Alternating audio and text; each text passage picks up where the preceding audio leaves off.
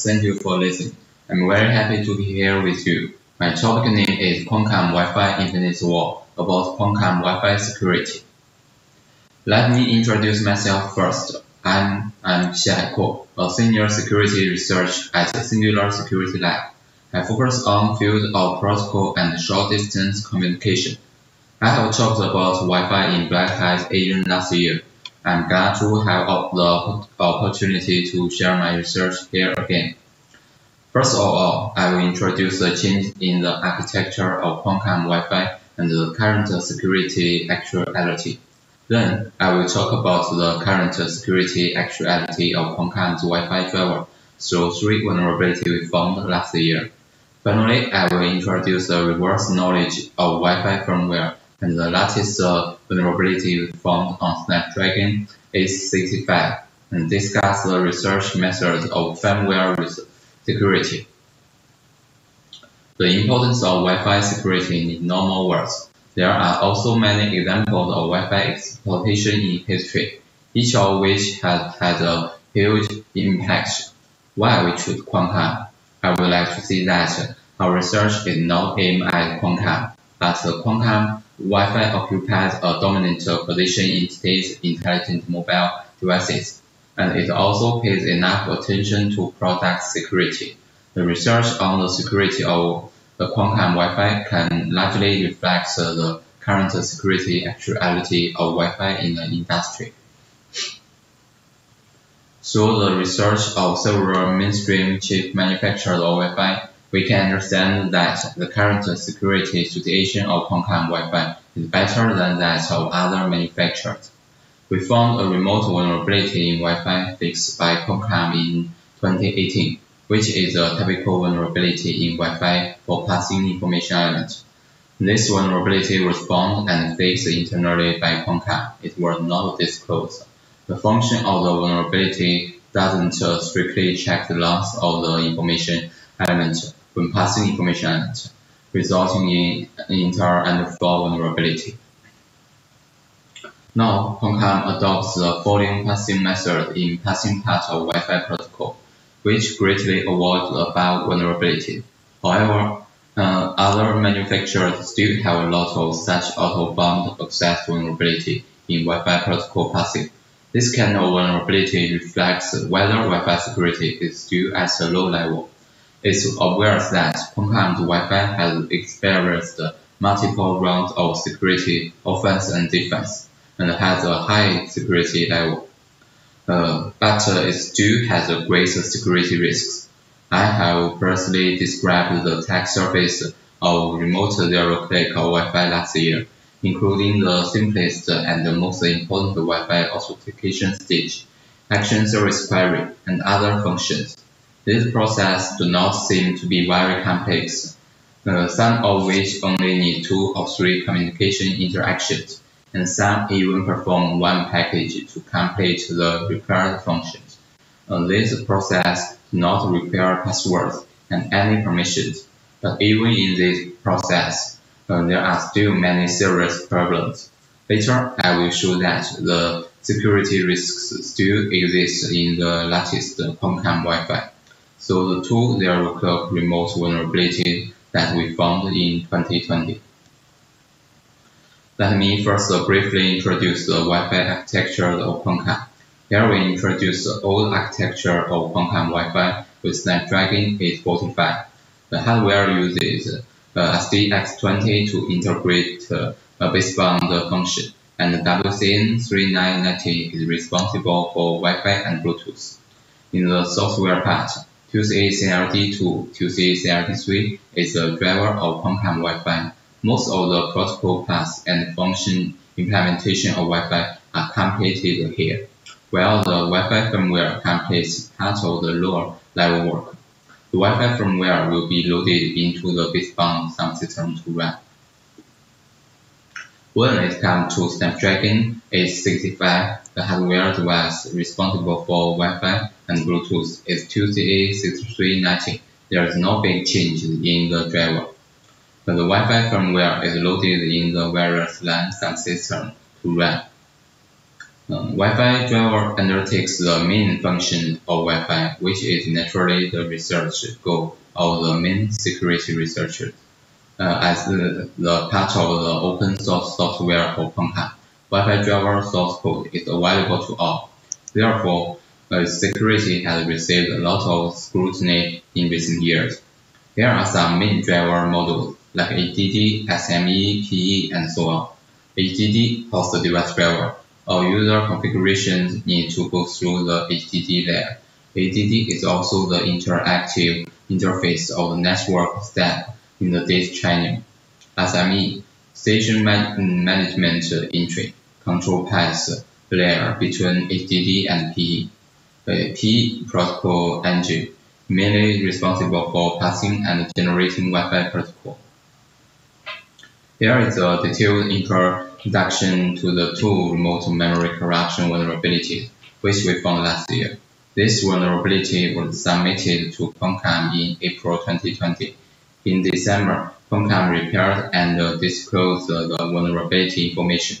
There are multiple attack paths for the vulnerability. The simplest attack path is to make a fake hotspot and just send a malicious beacon free. When the target mobile phone tries to connect to the hotspot, can trigger this vulnerability. For Wi-Fi management frame, information elements, and other knowledge, a large number of public documents and materials have been introduced. I will not repeat it here. The vulnerability is in this function. The Wi-Fi driver will obtain Wi-Fi hotspot scanning results when connecting a hotspot. When passing as an information element in the beacon frame, it doesn't fully check the PMKID count field. It only checks whether the PMKID count field is greater than the PMKID list, but does not check the value of the PMKID count field. The stack memory used to store PMKID list only supports 4 PMKID. Therefore, when PMKID count is greater than 4, there will be a stack buffer overflow. Vulnerability 3-2020-3698. We found this vulnerability in May 2020, but unfortunately, the research has submitted it before me. In July, Qualcomm fixed and disclosed the vulnerability on Qualcomm July bulletin. There are also multiple attack paths for this vulnerability, which can be triggered by an action frame or when connecting to the fake hotspot. The attack complexity is very low. When the target mobile phone opens the hotspot, the attacker can trigger the vulnerability by sending an action frame with malicious 2S map information element.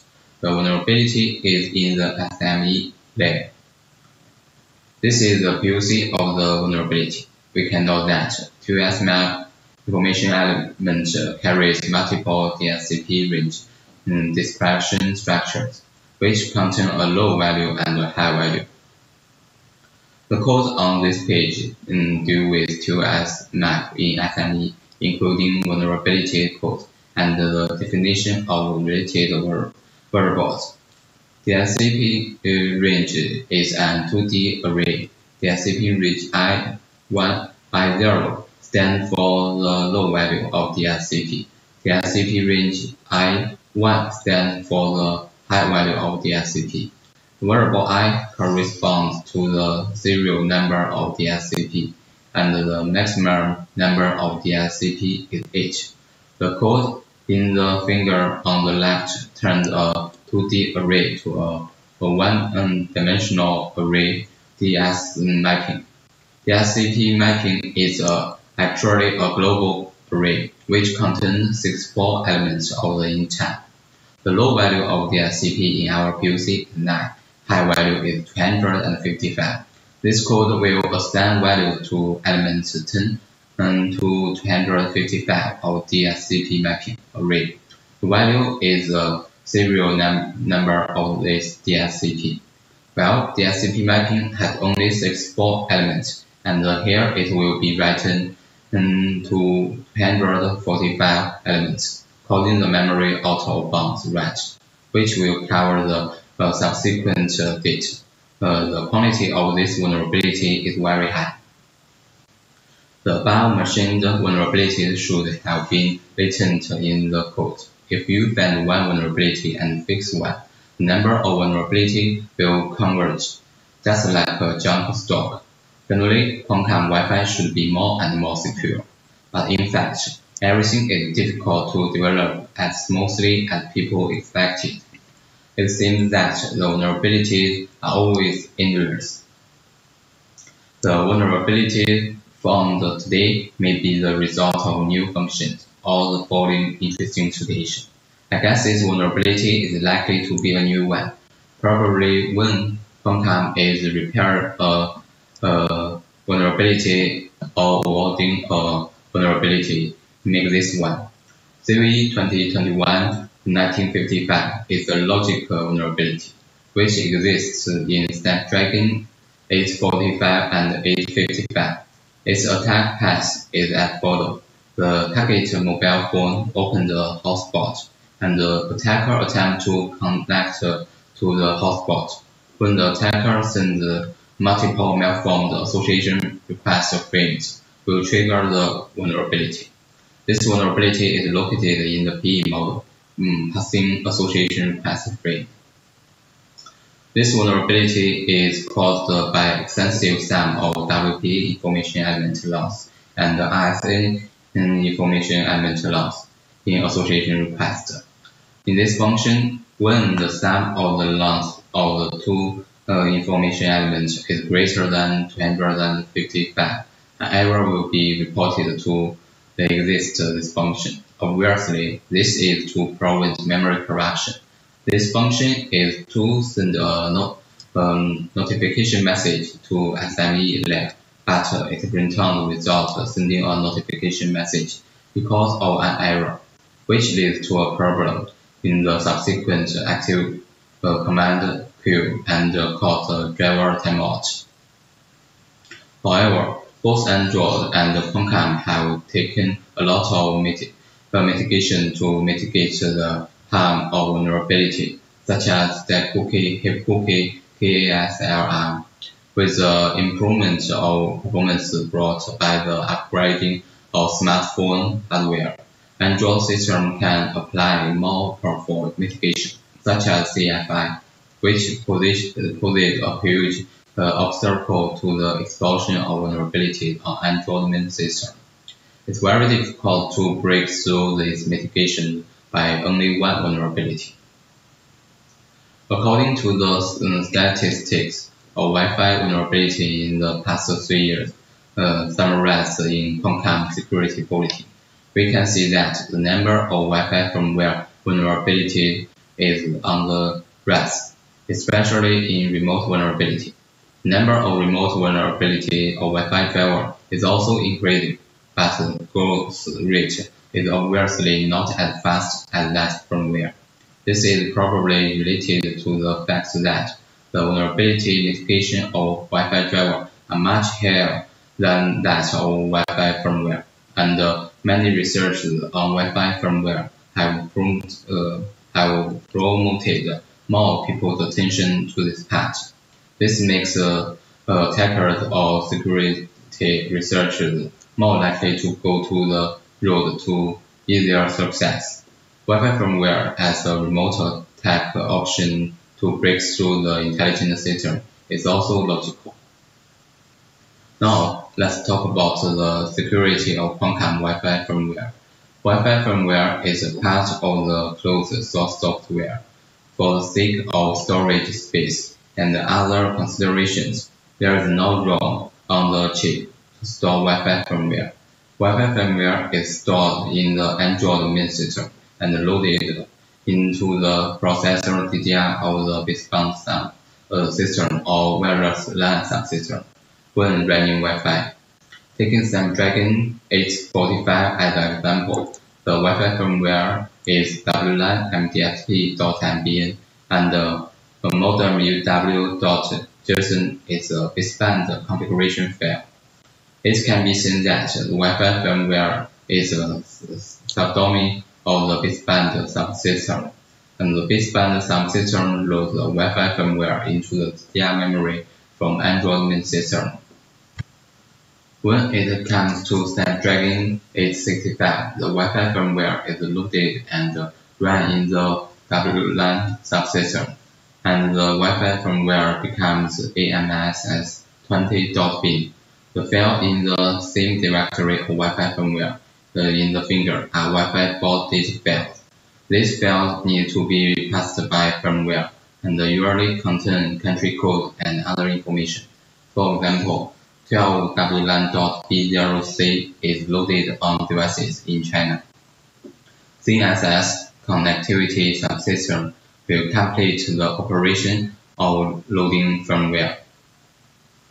Here is the loading process of Snapdragon 865 Wi-Fi firmware.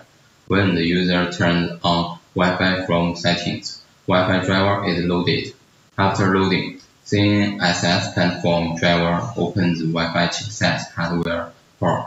Then CSS platform driver informs MATI host driver to load firmware image into DDR. Firmware sends the service ready message to CSS platform driver and CSS daemon. Then firmware sends the memory request instruction to CSS platform driver to download the 5-binary image. After that, CSS platform driver loads the body file to firmware. When CSS platform driver gets firmware ready indication, it will call Wi-Fi host driver callback to initialize wireless LAN host driver. Let's talk about the subsystem of Qualcomm. In addition to the main application processor, there are some additional processes running their own software SoC, such as modem, GPU, etc. These subsystems do not need to run on all SoC. In Snapdragon 845, there is a modem subsystem, that is a baseband subsystem. When wireless LAN firmware produces a crash, it also displays an error message in the baseband subsystem. In Snapdragon 865, there is a wireless LAN subsystem. SSR is a subsystem restart. It's a feature of subsystem. SSR ensures that the whole system can run normally even in the case of subsystem crash. SSR is turned on by restart level file control. When set to rated, will enable SSR. Only the subsystem will be restarted when the subsystem is abnormal. RAM dump of the subsystem will be collected. When set to system, will disable SSR. The main system restarts and the RAM dump will be not collected. When we enable SSR, we need to execute the following command to get a RAM dump of the subsystem.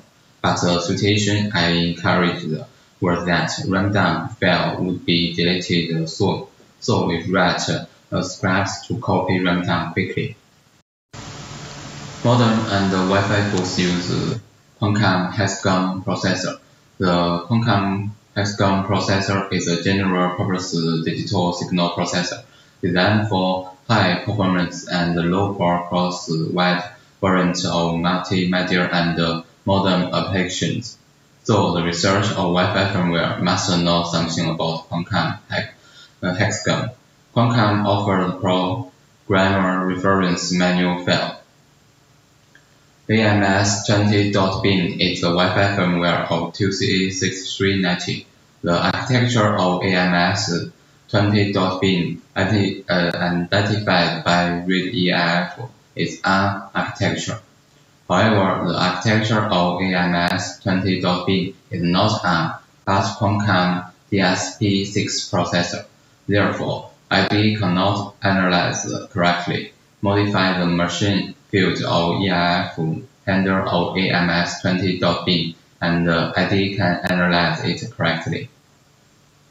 In WLAN and DSP.mbin, we confirm the assert function by string asserted in and find more information according to the functions that reference assert.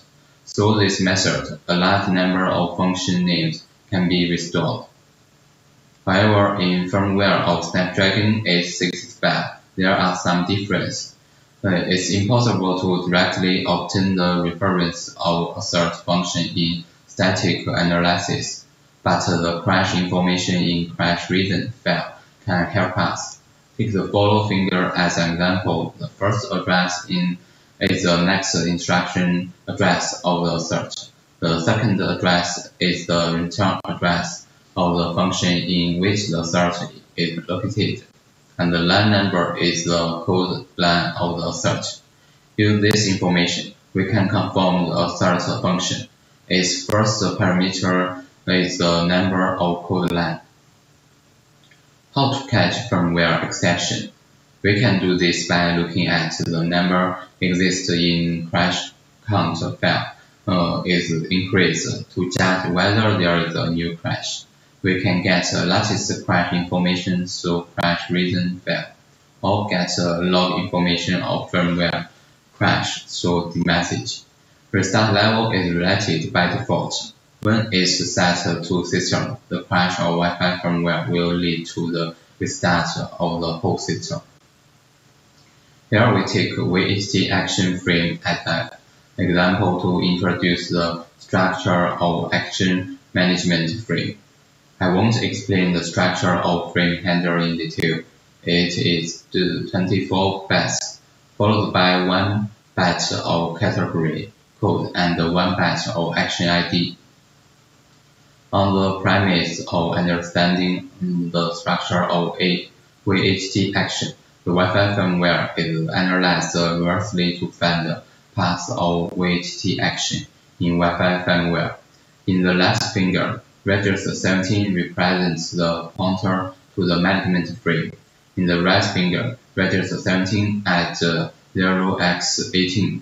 0x18 is the length of the frame handler, and register 0 points to the frame body. Register 2 and register 3 point to action ID and category code. In the right finger, it's judged whether the received management frame is a WHT action frame with group ID management tab. After passing the judgment, the frame will be processed. In 2020, we also found 4 remote zero clock vulnerabilities in the latest Snapdragon 865 Wi-Fi firmware, and 1 in Snapdragon 670. Among them, 3 2021 and 19.7 was fixed by Qualcomm at the time of submission. 3 2021 1938 and 3 2021 1953 have not been officially disclosed. The details of the vulnerability will not be described here. 3 2021 1937 a DOS vulnerability in Wi-Fi firmware will trigger when assault, and the trigger path is very simple. This vulnerability can also be triggered by sending an association request frame with abnormal HT capability information element in the associating stage. In this function, according to the assembly code, it will traverse the space stream to obtain a valid MCS. However, if it does not obtain a valid MCS after traversing the space stream, the program will trigger an exception. Therefore, sending a HT capabilities information element with an abnormal MCS will trigger an exception in Wi-Fi firmware, causing the wireless LAN subsystem to restart. CVE 2021-1925 vulnerability is a new vulnerability in Wi-Fi firmware, and there is no such vulnerability in Snapdragon 845 firmware, which is a new problem caused by changing the code logic. It exists in WLAN management RX frame handler function. This is the function in Snapdragon 865 and 845 respectively, which is obviously this function in Snapdragon 865 is huge. Through reverse analysis, the original WLAN TX FEE pass GID function in WLAN MDSP .mbn is concatenated into this function. This vulnerability can be triggered by only one action management frame, which is the VHT action frame mentioned earlier. These fingers in this slide are this function in WLAN mdsp.mbn of Snapdragon 845. It is used to pass GID from VHT action frame and set it to variable. Here, the value in the membership status array in the incoming frame is used as the condition to exit the loop. The firmware code in the left finger determines that the received management frame is a group management action frame, then began to pass GID. In the right finger, we'll see from GPDV gets a value X. We don't get the content of the value in reverse, but it is obviously different from the processing logic in Snapdragon 845. Then it goes into a cycle, which can be exceeded up to 8 times. When the sum of index and x exceeds 0x3f, the assert is triggered. Several other firmware vulnerabilities we reported are similar. Next, let's talk about the mitigation of Qualcomm's Wi-Fi firmware. Because the binary size of Wi-Fi firmware can't be too large, and more mitigation can't be applied. ASLR and CFI can't be applied, and the degree of vulnerability mitigation is greatly weakened. These assert vulnerabilities are not the end, but the beginning. New features and functions make Wi-Fi driver and firmware constantly changing. For example, Snapdragon 865 new support Wi-Fi 6 and WP3 authentication methods. The assert function should not exist in the release version of software, because this way to catch exception is not friendly. However, assert is widely used in Wi-Fi firmware, which is likely to result in a large number of remote doors, but it may have Qualcomm's own configuration to set it in the firmware. For security research, it also provides us with a lot of clues. Every assert is a check condition or input. We can find the insufficient part of the check by examining every assert. We observed that the new firmware in Snapdragon 865 has some changes in condition checking compared with 845. The finger above shows a function in 845 firmware checking the incoming parameters one by one. The finger below shows a check on the incoming parameters by the same function in 865 firmware. This example does not mean that this check reduces the security, but indicates that this change may introduce new risks. I introduced how to get rundown earlier. Rundown WLAN.eif contains the firmware code and the memory used, and the firmware code is mainly concentrated in this range, but there are also heaps in it. With regard to memory debugging, it's difficult to debug Wi-Fi firmware in black box mode. However, by triggering crash and analyzing rundown, we can see the memory distribution of Wi-Fi firmware. The finger on the left shows the PUC we sent. In the rundown, we can see the PUC we sent in different memory address, and these PUC all appear as the same address. You can also see that the memory and the code are mixed together. Our goal is to find out more high-quality vulnerabilities in firmware, as well as continuous research on new Wi-Fi features and optimization of memory debugging methods.